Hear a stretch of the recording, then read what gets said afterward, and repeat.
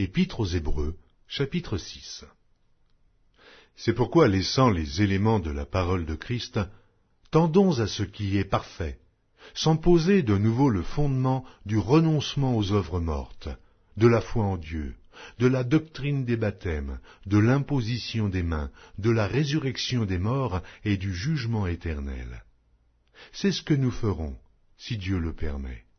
Car il est impossible que ceux qui ont été une fois éclairés et qui ont goûté le don céleste, qui ont eu part au Saint-Esprit, qui ont goûté la bonne parole de Dieu et les puissances du siècle à venir, et qui sont tombés, soient encore renouvelés et amenés à la repentance, puisqu'ils crucifient pour leur part le Fils de Dieu et l'exposent à l'ignominie.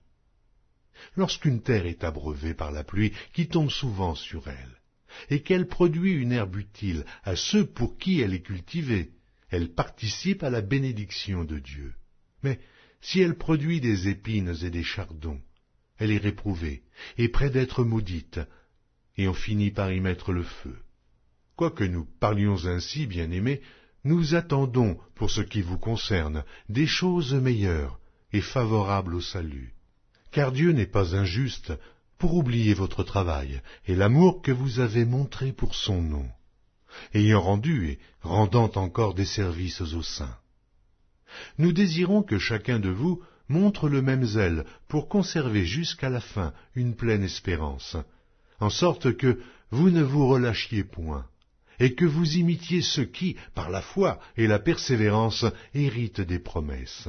Lorsque Dieu fit la promesse à Abraham, ne pouvant jurer par un plus grand que lui, il jura par lui-même et dit « Certainement je te bénirai, et je multiplierai ta postérité. » Et c'est ainsi qu'Abraham, ayant persévéré, obtint l'effet de la promesse. Or les hommes jurent par celui qui est plus grand qu'eux, et le serment est une garantie qui met fin à tous leurs différends.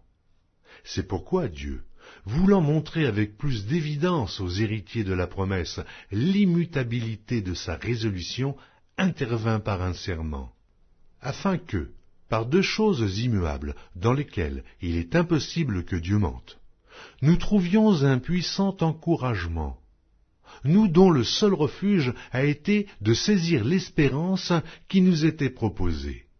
Cette espérance, nous la possédons, comme une ancre de l'âme, sûre et solide. Elle pénètre au-delà du voile, là où Jésus est entré, pour nous, comme précurseur, ayant été fait souverain sacrificateur pour toujours, selon l'ordre de Melchisédek.